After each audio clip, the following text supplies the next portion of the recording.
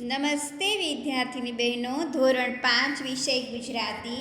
તેમાં આપણે શ્રુતલેખન જોઈએ પાઠ 9માંથી. પાના નંબર છે 49. પેરેગ્રાફ પાડીને લખજો વિદ્યાર્થીની બહેનો. પાકી બુકમાં લખશો તો પણ ચાલશે. પાકી બુકમાં આ પાઠ 9મા પાઠ પછી લખો તોય ચાલશે. બરાબર એવે ટાણે ગામમાં અમરેલીના 10 ઘોડેસવાર દાખલ થયા. પૂર્ણવિરામ. કદાવર કાયા રાજના પોશાકમાં ઢંકાઈ ગઈ છે. પૂર્ણવિરામ. દરેકના ખભામાં જામનગરી જંજાળિયું ઝૂલતી આવે છે.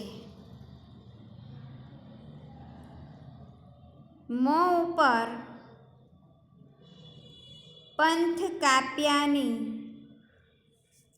ધૂળની ઝણ ઉડેલી છે. આખો આવશે. પૂર્ણવિરામ. આંખીઓમાં રતાશ ફૂટેલી છે. પૂર્ણવિરામ.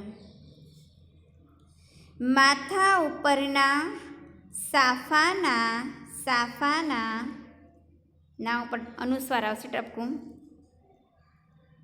ખાખી છોગા બહુવચન હોય તો પણ છોગા ગા ઉપર આવે અનુસ્વાર.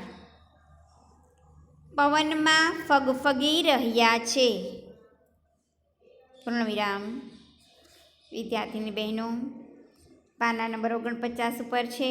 મેં જે શ્રુતલેખન તમને લખાવ્યું તમારે પહેલાં સાંભળીને લખવાનું છે.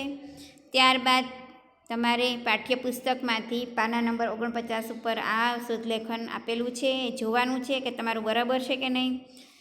ભૂલ હોય તો જે શબ્દની ભૂલ હોય એ શબ્દ 3 વખત લખવાનો છે. અને ત્યારબાદ જોઈને એ જ પેરેગ્રાફનું ફરીથી અનુલેખન લખી લેજો એટલે તમને વ્યવસ્થિત લેખન આવડે. નમસ્તે વિદ્યાર્થીની બહેનો.